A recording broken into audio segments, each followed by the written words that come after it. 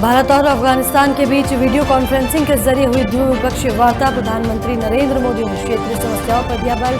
शहतूत project dam पर किया करार। राज्यसभा में चमोली त्रासदी पर बोले अमित शाह। कहा संबंधित एजेंसियां कर रही हैं स्थिति की निगरानी। आईटीबीपी, एनडीआरएफ और भारतीय सेना के जुटे हैं जवान। आईटीबीपी, एनडीआरएफ, भारतीय सेना के जवान जुटे हुए हैं। चमोली में ग्लेशियर टूटने के बाद प्रभावित इलाकों का सीएम त्रिवेंद्र ने किया हवाई सर्वेक्षण। आईटीबीपी अधिकारियों से राहत बचाव कार्य की ली जानकारी। ऋषि कपूर और रणधीर कपूर के भाई राजीव कपूर का दिल का दौरा पड़ने से हुआ निधन। राम तेरी गंगा मैली में किया था काम। नीतू कपूर ने की निधन की खबर की पुष्टि। मिर्जापुर में किसानों ने अधिकारियों को दी धरना प्रदर्शन करने की चेतावनी। किसानों के धान का भुगतान न होने पर अधिकारियों को 2 दिन अल्टीमेटम दिया।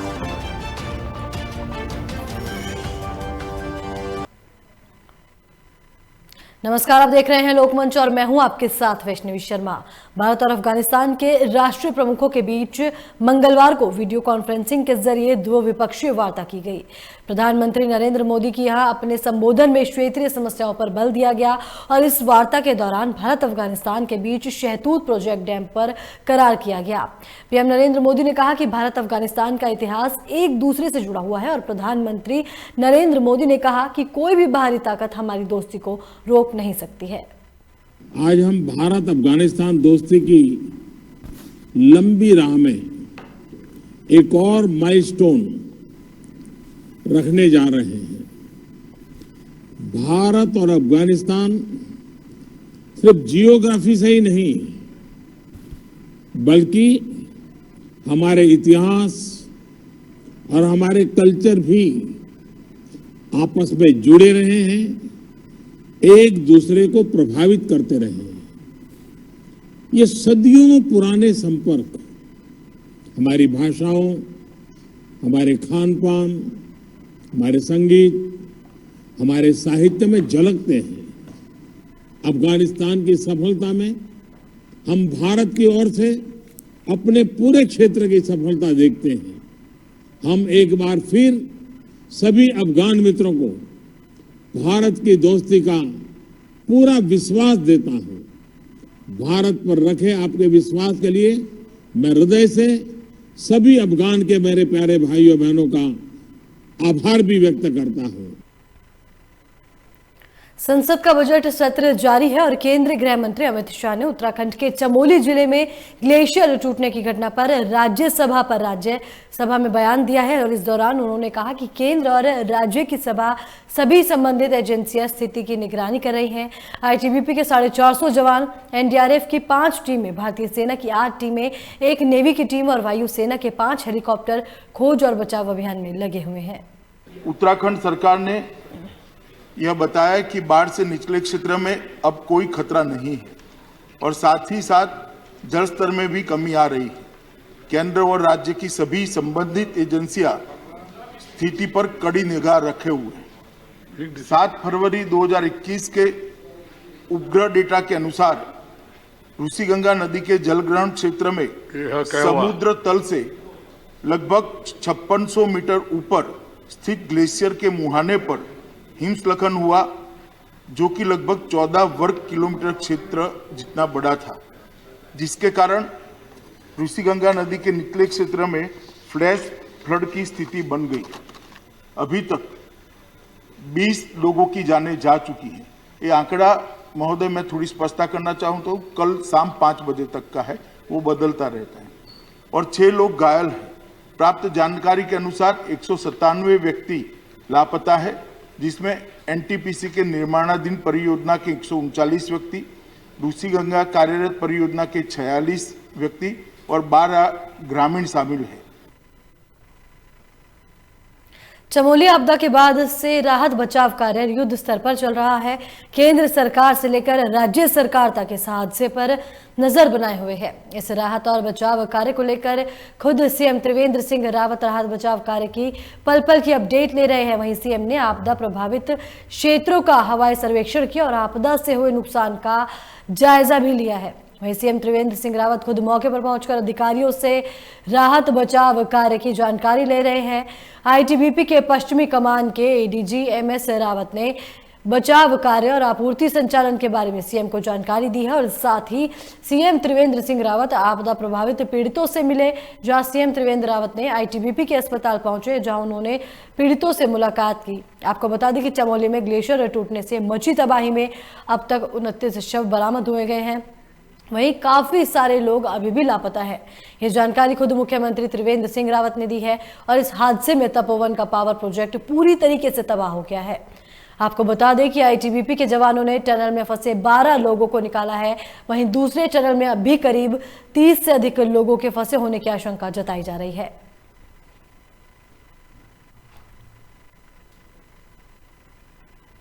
आपको बता दें कि चमोली आपदा के बाद से राहत बचाव कार्य युद्ध स्तर पर लगातार चल रहा है और केंद्र सरकार से लेकर राज्य सरकार तक इस हादसे पर लगातार नजर बनाई हुई है। जहां इस राहत और बचाव कार्य को लेकर खुद सीएम त्रिवेंद्र सिंह रावत राहत बचाव कार्य की पल पल की अपडेट ले रहे हैं। वहीं आपके सामने आपको 3 तस्वीरें दिखा रहे हैं, जो आपको बता दें कि सीएम त्रिवेंद्र सिंह रावत ने हवाई सर्वेक्षण किया है। साथ ही दूसरी तस्वीर में आईटीबीपी के अधिकारियों से सीएम त्रिवेंद्र सिंह रावत ने मुलाकात की है और तीसरी तस्वीर में सीएम ने घायलों का हालचाल भी जाना है। यह 3 तस्वीरें आपको टीवी स्क्रीन पर हम दिखा रहे हैं, जो आपको बता दें कि राहत बचाव कार्य को लेकर खुद सीएम त्रिवेंद्र सिंह रावत बचाव कार्य की पल पल की अपडेट ले रहे हैं। साथ ही सीएम ने आपदा प्रभावित क्षेत्रों का हवाई सर्वेक्षण किया है और आपदा से नुकसान का जायजा भी लिया है। वहीं आप देख सकते हैं कि सीएम त्रिवेंद्र सिंह रावत खुद मौके पर पहुंचकर अधिकारियों से राहत बचाव कार्य की जानकारी ले रहे हैं। साथ ही आईटीबीपी के पश्चिमी कमान के एडीजी एमएस रावत ने राहत बचाव कार्य और आपूर्ति संचालन के बारे में सीएम को जानकारी दी है। साथ ही आपको बता दें कि सीएम त्रिवेंद्र सिंह रावत आपदा प्रभावित पीड़ितों से भी मिले। वहीं सीएम त्रिवेंद्र सिंह रावत ने आईटीबीपी के अस्पताल पहुंचे, जहां उन्होंने पीड़ितों से मुलाकात की। वहीं चमोली में ग्लेशियर टूटने से मची तबाही में आपको बता दें कि अब तक 29 शव बरामद हो चुके हैं और काफी सारे लोग अभी भी लापता बताए जा रहे हैं।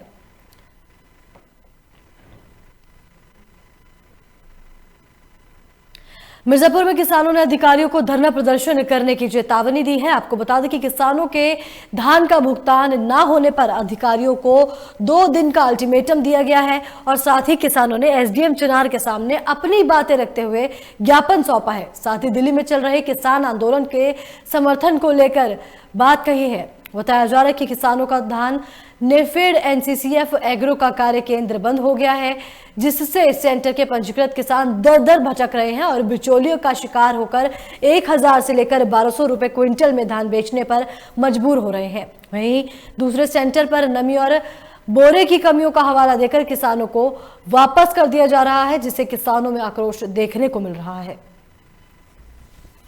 लेकर आवे अब जो डीपीआरएमओ को यहाँ जो जिन किसानों ने पंजीकृत करा के यहाँ पर अपना प्रारूप जमा किया हुआ उनका धान खरीदें। 58 क्रैकन जो बंद कर दिए गए हैं उन किसानों का भी धान वरीयता के आधार पर खाद्य विभाग और पीसीएफ के केंद्रों पर खरीदवाया जाए, नहीं तो किसान यहाँ पर धरना प्रदर्शन और तेज करेगा, हर केंद्रों पर करने के लिए बाध्य हो जाएगा। इसे यहाँ से हम संदेश पूरे जिले को देना चाहते हैं। सबसे बड़ा समस्या तो ये है कि जो 2 महीना पहले से भी 1.5 महीने पहले से धान खरीदा गया है, उसका पैसा बहुत ज़्यादा किसानों का अभी तक खाते में नहीं गया। पहली समस्या ये है कि वो पैसा जल्द से जल्द खाते में आवे। हमारे किसान भाइयों का बहुत लोगों का प्रॉब्लम है, किसी को खाद का प्रॉब्लम है, किसी को बच्चों को फीस जमा करना है, उसके लिए वो परेशान है, कहीं लोग वैसे परेशान हैं। और जो यहाँ पे धान क्रय केंद्र ज़्यादा से ज़्यादा बंद कर दिए गए हैं, हम लोगों का निवेदन है, सरकार से मांग है कि उस धान क्रय केंद्र को जल्दी से जल्द खोला जाए। मिर्जापुर के नवालक तबेला स्थित कार्ड किंग की दुकान के ऊपर स्थित गोदाम में देर शाम लगी भीषण आग से बाजार में अफरा तफरी मच गई। आपको बता दें कि आग लगने की जानकारी लगते ही शहर कोतवाली थाना प्रभारी पुलिस बल के साथ मौके पर पहुंचे और सड़क पर आवागमन को रोक दिया। साथ ही मौके पर पहुंचे फायर ब्रिगेड के जवानों ने आग पर करीब 1.5 घंटे बाद काबू पाया। वहीं जानकारी पाते ही मौके पर नगर विधायक रत्नाकर मिश्र, चंद्राश गोयल, मृत्युंजय त्रिपाठी सहित भारी संख्या में लोग उपस्थित रहे। कोतवाली शहर थाना क्षेत्र के अंतर्गत जो है सूचना मिली थी कि एक प्रिंटिंग की दुकान है, उस पर जो है प्रिंटिंग के कागजात थे, उसमें आग लगी है। तत्काल कोतवाली शहर की और आसपास के क्षेत्र की जो है फोर्स मौके पर पहुँचे हम लोग, और फायर ब्रिगेड की गाड़ियाँ तत्काल मौके पर पहुँचकर और आग पे नियंत्रण कर लिया गया है। आग बुझ गई है और किसी भी प्रकार के जन हानि की कोई सूचना नहीं है, कोई जन हानि नहीं है। और इसमें जो है इनके प्रिंटिंग के रिजेक्टेड जो बता रहे हैं मालिक दुकान के, कि ये शायद उनके जो है प्रिंटिंग के कार्ड के जो रिजेक्टेड माल है वो उसमें रखे हुए हैं। डोईवाला में 9 सैनिक की हत्या पर पूर्व सैनिकों ने घटना पर अपना रोष जताया है। आपको बता दें कि चेन्नई नौसेना ने तैनात 26 साल के सूरज कुमार दुबे को फिरौती के लिए अगवा किया था, लेकिन नौसैनिक को महाराष्ट्र के पालघर ले जाकर आरोपियों ने जंगल में जलाकर हत्या कर दी। जिसके बाद नौसैनिक की हत्या से पहले सैनिकों में आक्रोश भी देखने को मिला और हुई घटना की उच्च स्तरीय जांच कर आरोपियों पर सख्त कार्रवाई करने की मांग की है। साथ ही नागल ज्वालापुर में प्रदर्शन किया। आपको बता दें कि सैनिक की हत्या पर दुख व्यक्त करते हुए तमाम पूर्व सैनिक और पूर्व सैनिक संगठन ने कैंडल मार्च कर श्रद्धांजलि अर्पित की।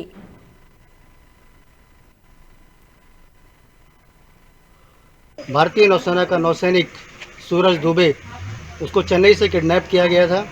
किडनैप करने के बाद उसको पालघर में जंगल में जलाया गया। 90% बर्निंग होने के बाद उसको जब हॉस्पिटल में एडमिट किया गया, उसने अपना दम तोड़ दिया। हम ये चाहेंगे भारत सरकार से और महाराष्ट्र सरकार से, जो भी इस केस में आरोपी हैं उनके खिलाफ सख्त से सख्त कार्रवाई की जाए, उनको कड़ी से कड़ी सज़ा मिले, जिससे आने वाले भविष्य में ऐसी कोई दोबारा घटना न। गदरपुर में पशुपालन विभाग के डायरेक्टर के जोशी ने समीक्षा बैठक की और पत्रकारों से प्रेस वार्ता कर कहा कि उत्तराखंड और केंद्र सरकार किसानों के लिए अनेक योजनाएं ला रही है। इस क्रम में पशुपालकों के लिए भी अनेक योजनाएं हैं, जिससे पशुपालकों की आय और किसानों की आय में वृद्धि हो सके।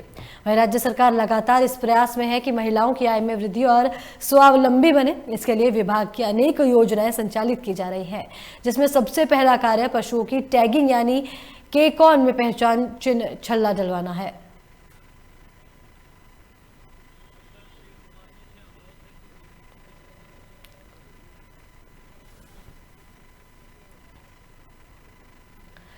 लक्सर में पुलिस ने अंतर्राष्ट्रीय चोर गिरोह का पर्दाफाश किया है, जहां पुलिस ने शातिर चोरों को गिरफ्तार कर लिया है।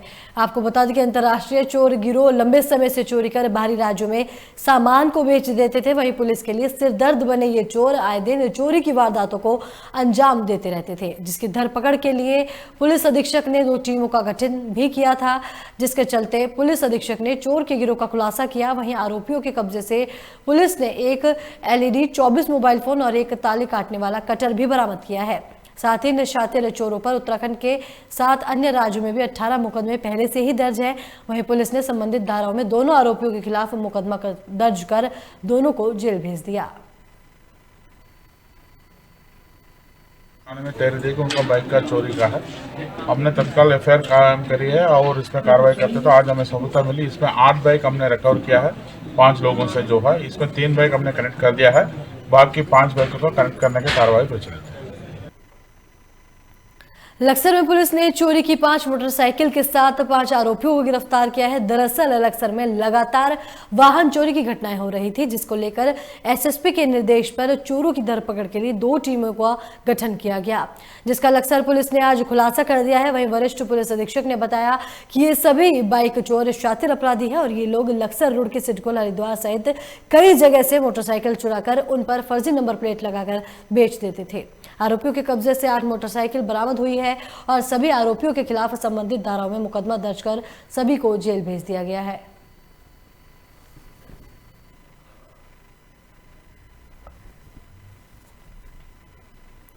आपको बता दें खबर लक्सर से है, जहां लक्सर में पुलिस को बड़ी सफलता हासिल हुई है। आपको बता दें कि पुलिस ने अंतर्राष्ट्रीय चोर गिरोह का पर्दाफाश किया है, साथ ही शातिर चोरों को गिरफ्तार कर जेल भी भेज दिया गया है।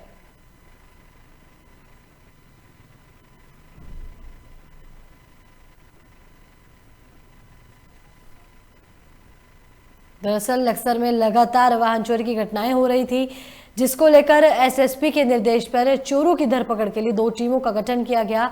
वहीं लक्सर पुलिस ने आज खुलासा करते हुए बताया कि ये सभी बाइक चोर शातिर अपराधी हैं और ये लोग लक्सर रोड के सिडकुल हरिद्वार सहित कई जगह से मोटरसाइकिल चुराकर उन पर फर्जी नंबर प्लेट लगाकर बेच देते थे।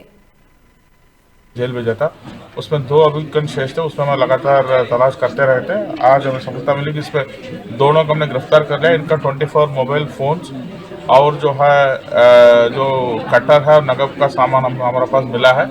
और इसमें पता चला कि इनका द्वारा नज़दीक सहारनपुर वगैरह में भी इनका द्वारा जो है बैंक ब्रेकिंग का अपराध किया गया है। उसके बारे में उनका पुलिस को भी हमने टिप्पणी दिया है। अभी इनको गिरफ्तार करके रिमांड के लिए भेजा। सर, इनका आपराधिक इतिहास क्या है सर? अपराधी तो बहुत है, हमारे प्रेस नोट में हमने मेंशन किया है। अभी इन सभी के ऊपर हम गैंगस्टर में कार्रवाई। मंगलौर में कृषि कानून के विरोध में किसान आंदोलन कर रहे हैं। वहीं दूसरी ओर मंगलौर के नारसन कला गांव में बीजेपी नेताओं का विरोध होने लगा है।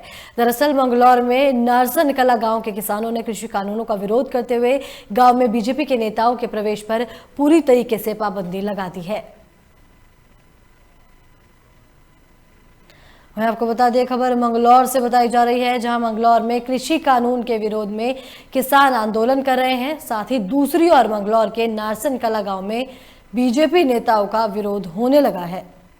दरअसल मंगलौर में नारसन कला गांव के किसानों ने कृषि कानूनों का विरोध करते हुए गांव में बीजेपी के नेताओं के प्रवेश पर पूरी तरीके से रोक लगा दी है। साथ ही बैनर टांग कर नारेबाजी करते हुए बीजेपी के नेताओं को गाँव में आने की अनुमति नहीं दी है।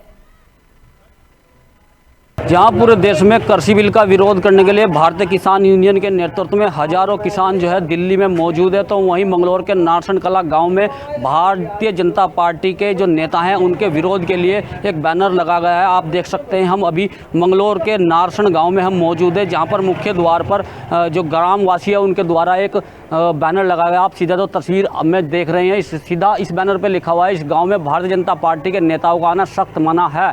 तो ये गांव के लोगों के द्वारा एक जो है यहाँ पर बैनर लगाया गया है। गांव के ही कुछ व्यक्ति हमारे साथ मौजूद हैं, हम उनसे बात करेंगे। जो आपके द्वारा ये बैनर लगा है, किसके आदेश पर ये आपने बैनर लगाया यहाँ पर? हमने अपने सब गांव वासियों की तरफ से लगाया और इसमें काले कानून के खिलाफ लगाया गया। तो दिल्ली में जो कृषि बिल का विरोध चल रहा है, राकेश टिकैत जी भी वहाँ मौजूद है, तो क्या भारतीय किसान यूनियन के ने ऐसा कोई आदेश या ऐसा कोई आपको बात कही हो जिसके द्वारा आपने यहाँ पर बैनर लगा? उसने कुछ नहीं है, तो सबके गाँव वासियों की तरफ से ही हो। गाँव वासी जो इस काले कानून भाजपा के खिलाफ हो, इस वजह से इसे लगा रहा है। अगर भारतीय जनता पार्टी के लोग यहाँ पर मौजूद मतलब आएंगे तो उस पर आपकी क्या प्रतिक्रिया रहेगी? अपने माल की जान की अपना स्वयं रक्षा करेंगे, हम कोई वो जिम्मेवार नहीं होगा कोई गाँव में। अभी यहाँ के ग्रामवासियों का कहना है कि अगर भारतीय जनता पार्टी के लोग गांव में आते हैं तो वो स्वयं इस चीज़ के जिम्मेदार होंगे। अपने सहयोगी अनिल के साथ राहुल सैनी, लोकमंच न्यूज। हल्द्वानी में बीजेपी पार्षद तन्मय रावत की गिरफ्तारी के बाद कोतवाली में जमकर हंगामा हुआ। बताया जा रहा है कि गिरफ्तारी का विरोध करने पहुंचे हल्द्वानी के मेयर जोगेंद्र रौतेला और राज्य मंत्री तरुण बंसल सहित भारी संख्या में बीजेपी नेताओं के खिलाफ पुलिस के खिलाफ जोरदार विरोध प्रदर्शन करते हुए रोड पर जाम लगा दिया। दरअसल बीजेपी पार्षद तन्मय रावत ने कुछ दिन पहले रोडवेज के पास एक रेस्टोरेंट में तोड़फोड़ और मारपीट की शिकायत के बाद पुलिस ने मामला दर्ज किया था। वहीं कोतवाली में प्रदर्शन कर रहे बीजेपी नेताओं का कहना है कि पुलिस ने जानबूझकर बदले की भावना से कार्रवाई की है और जब तक कोतवाल संजय कुमार का तबादला नहीं होता तब तक वे अनिश्चितकालीन धरने पर कोतवाली में ही बैठे रहेंगे। वहीं इस दौरान मेयर जोगेंद्र रौतेल ने कहा कि कई पार्षदों ने इस्तीफा दे दिया है और प्रशासन उनकी नहीं सुन रहा है, तो वो भी अपने मेयर पद से इस्तीफा दे देंगे। जिसके बाद पुलिस ने हल्द्वानी कोतवाल को पुलिस लाइन से अटैच कर दिया। साथ ही गिरफ्तार पार्षद को कोतवाली से जमानत दे दी है।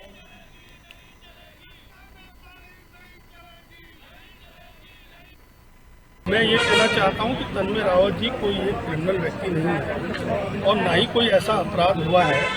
ठीक है, विवाद हुआ है, विवाद को आप जांचें। जो कानून कहता है, जो धाराएं अगर सीआरपीसी में अवेलेबल है तो उन्हें अवेलेबल थाने स्तर से तो थाने स्तर से दीजिए। हर का हर प्रतिनिधि सम्मान के लिए और प्रतिनिधि अगर कोई गलत किया वो दंडित भी किया जाता है, होता है। लेकिन जो उसका अधिकार है, कोई बेलेबल चीजें हैं तो उसको बेल मिलनी चाहिए, ये मेरा कहना है। मैं ये लक्सर में एक महिला को अपने ही घर से बाहर निकालने का मामला सामने आया है। बताया जा रहा है कि दहेज के चलते महिला के पति ने उसको घर से बाहर निकालने की कोशिश की थी। वहीं आपको बता दें कि सहारनपुर से महिला रजिया की शादी बीते 4 साल पहले लक्सर के उत्तराखंड पुलिस में तैनात रईस से हुई थी। रजिया के पिता ने शादी में एक स्विफ्ट कार और नगद 5 लाख रुपए दिए थे। वहीं कम दहेज मिलने की वजह से रजिया के ससुराल वाले शादी से नाखुश थे। साथ ही लालच सिपाही ने 10 लाख की और मांग करते हुए रजिया के विरोध करने पर उससे मारपीट की, जिसके बाद महिला ने न्याय के लिए पुलिस से गुहार लगाई। वहीं पुलिस का कहना है कि ससुराल पक्ष के लोगों को कोतवाली बुलाया गया था, लेकिन अभी ये लोग घर से फरार है।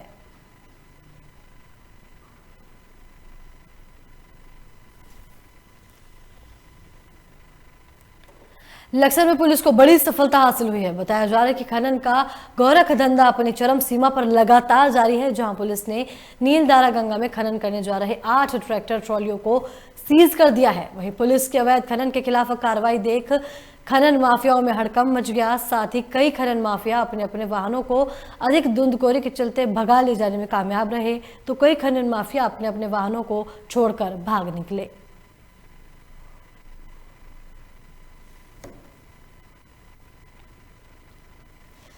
लक्सर में एसडीएम ने राजकीय उच्च प्राथमिक स्कूल का औचक निरीक्षण किया, जहां निरीक्षण के दौरान 3 कक्षाओं के कुल 6 बच्चे मौजूद रहे। साथ ही रजिस्टर में 7 बच्चों की हाजिरी पाई गई। स्कूल के भवन पर विद्यालय का नाम न होने पर एसडीएम ने कड़ी नाराजगी जताते हुए अध्यापकों से जवाब मांगा है। आपको बता दें कि सरकारी और गैर सरकारी स्कूलों में जूनियर कक्षाओं के संचालन शुरू हुए हैं, जिसके चलते एसडीएम शैलेंद्र सिंह नेगी राजकीय उच्च प्राथमिक स्कूल पहुंच गए थे।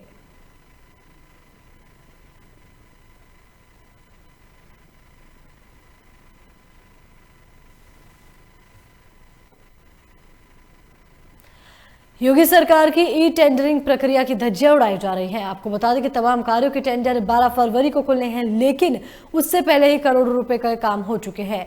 वहीं अधिशासी अधिकारी रविशंकर शुक्ला ने कैमरे के सामने बढ़कर होकर कहा कि स्वीकार किया गया है कि पुरानी नगर पालिका परिसर में कार्य पहले से ही हो चुके हैं, जिसके बाद अब सवाल ये उठता है कि क्या टेंडर जारी करने से पहले आंगड़न नहीं किया गया।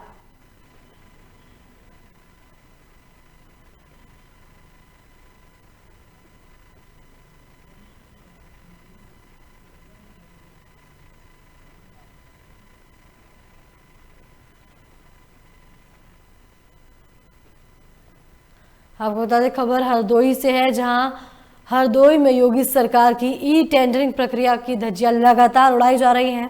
आपको बता दें कि तमाम कार्यों के टेंडर 12 फरवरी को खोले जाने हैं, लेकिन उससे पहले ही करोड़ों रुपए के काम हो चुके हैं। वहीं अधिशासी अधिकारी रविशंकर शुक्ला ने कैमरे के सामने बढ़कर स्वीकार किया कि पुरानी नगर पालिका परिसर में कार्य पहले से ही हो चुके हैं, जिसके बाद एक बड़ा सवाल ये उठता है कि क्या टेंडर जारी करने से पहले आगड़न नहीं किया गया। देखिए, उस समय की कुछ परिस्थितियां थी, जिस समय की हम लोगों को सब्जी मंडी को तत्काल उसमें शिफ्ट करना था, तो हम लोगों ने उस कार्य को शुरू कराया था, लेकिन चूंकि पैसे धन का अभाव था तो इसलिए कार्य उसको बंद कर दिया गया। अब धन की व्यवस्था जब हो गई है अवस्थापना निधि से, तो उस कार्य को हम लोग कराने जा रहे हैं। अब मान लीजिए ई टेंडरिंग प्रक्रिया आपकी शुरू हो गई 12 तारीख को, कोई उसमें कैसे तय होगा, जो ठेकेदार जो आएगा, जो पूर्ण काम हो चुके हैं, उसको कैसे भुगतान दर्शाया जाएगा? नहीं, जो जितना कार्य लिया गया है नए सिरे से उसका। और इस खबर पर ज्यादा जानकारी के लिए हरदोई से हमारे संवाददाता दीपक हमारे साथ फोन लाइन पर जुड़ गए हैं। जी दीपक, बताया जा रहा है कि 12 फरवरी को टेंडर खुलने थे, लेकिन उससे पहले 1 करोड़ रुपए का काम हो चुका है। क्या कुछ जानकारी है इसको लेकर? जी, आपको बता दें कि मामला हरदोई की नगर पालिका परिषद का है। यहाँ पे जो ई टेंडरिंग 12 तारीख को है, लेकिन उसके पहले तमाम कार्य पूरे हो चुके हैं। यानी कहा यह जा सकता है कि ई टेंडरिंग प्रक्रिया योगी सरकार ने अपना इसलिए थी ताकि पारदर्शिता बनी रहे और काम जो बीज काम हो वो ईमानदारी से हो। लेकिन उसकी धज्जियां इस तरह से उड़ाई जाती है कि ठेकेदार इनका पहले ही तय हो जाता है और काम पहले ही हो जाता है। उसके बाद आप नजर डालें, जो ई टेंडर इस बार 14-15 नंबर पर जो टेंडर की प्रक्रिया दिखाई जा रही है, वो एक ही परिसर में 2-3 सेट के टेंडर किए जा रहे हैं। एक में खोया मंडी दिखाई जा रही है, एक में सब्जी परिसर एक ही है। एक 66 लाख का 84 पर ये भी बहुत बड़ी अनियमितता है कि बंदर बाट पैसे का किस तरीके से किया जा रहा है। इसके संबंध में जब ईओ से बात की है तो उन्होंने वहां से ला करके बातें की और कैमरे के सामने यह भी स्वीकार कर लिया कि हाँ, जो कुछ कार्य जो पुरानी नगर पालिका परिसर का जो परिसर है वहां पर तमाम कार्य पहले ही हो चुके हैं। अब सवाल ये उठता है कि क्या योगी सरकार की इस नीति के खिलाफ जो धज्जियां लोग उड़ा रहे हैं, क्या कार्रवाई होगी, ये तो शासन में बैठे लोग ही तय कर सकते हैं। जी बिल्कुल दीपक, इस खबर पर तमाम जानकारी के लिए बहुत बहुत शुक्रिया।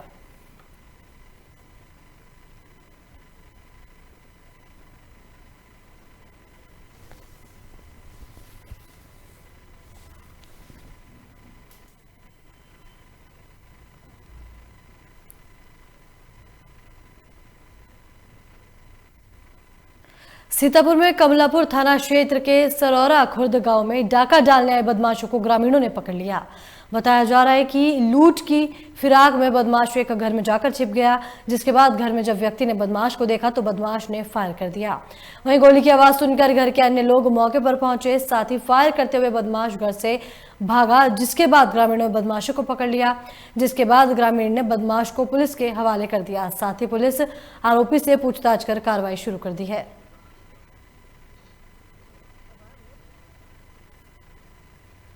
आपको बता दें खबर सीतापुर से है, जहां लूट की फिराक में आए बदमाश को ग्रामीणों ने धर दबोचा है। आपको बता दें कि जो बदमाश था ये लूट की फिराक के चलते एक घर में छिपा हुआ था। वहीं घर के मालिक के आने के बाद बदमाश ने व्यक्ति पर फायरिंग कर दी, जिसके चलते फायरिंग करते हुए बदमाश घर से भाग रहा था। वहीं ग्रामीणों ने बदमाश को देख धर दबोचा और पुलिस को सुपुर्द कर दिया।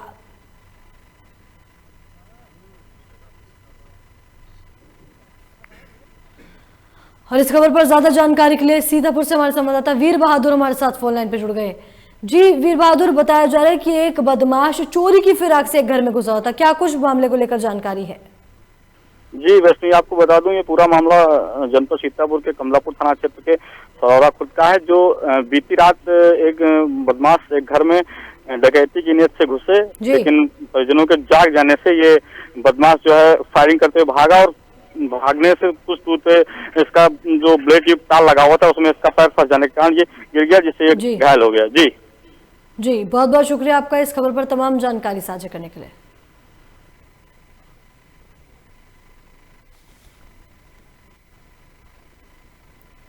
इसके साथ इस बुलेटिन में फिलहाल इतना ही। बाकी की तमाम खबरों के लिए देखते रहिए लोकमंच। नमस्कार।